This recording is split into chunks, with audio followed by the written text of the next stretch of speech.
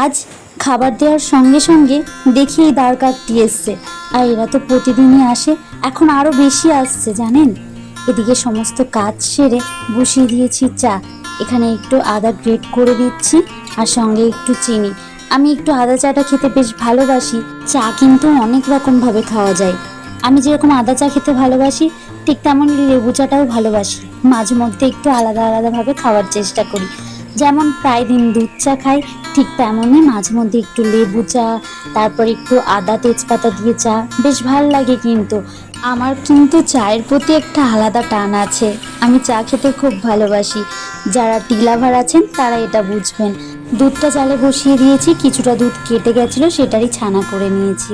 এদিকে ভাতে সিদ্ধ দিয়ে দিয়েছি কুমড়ো আর আলু, পাশে ডিম সিদ্ধ বসিয়েছিলাম। যে ছানার জলটি ছিল ওটা আমি চেষ্টা করি না ফেলে খেয়ে নেওয়ার, হয় ডালের মধ্যে দিয়ে নয় এইভাবে আটা মেখে রাখলাম, পরে রুটি করে খেয়ে নেব। এই অরেঞ্জ জবাটিকে কি সুন্দর লাগছে দেখুন। সন্ধ্যার পর বসিয়েছি এখানে রান্না আবারও। এখন করছি আলু ভাজা আর রুটি। ওই যে ছানার জল দিয়ে আটাটা মেখে রেখেছিলাম সেইটাই আর কি রুটি করে নিচ্ছি। ফ্রিজে রেখেছিলাম, এখন সন্ধ্যার পর রুটিটা করছি।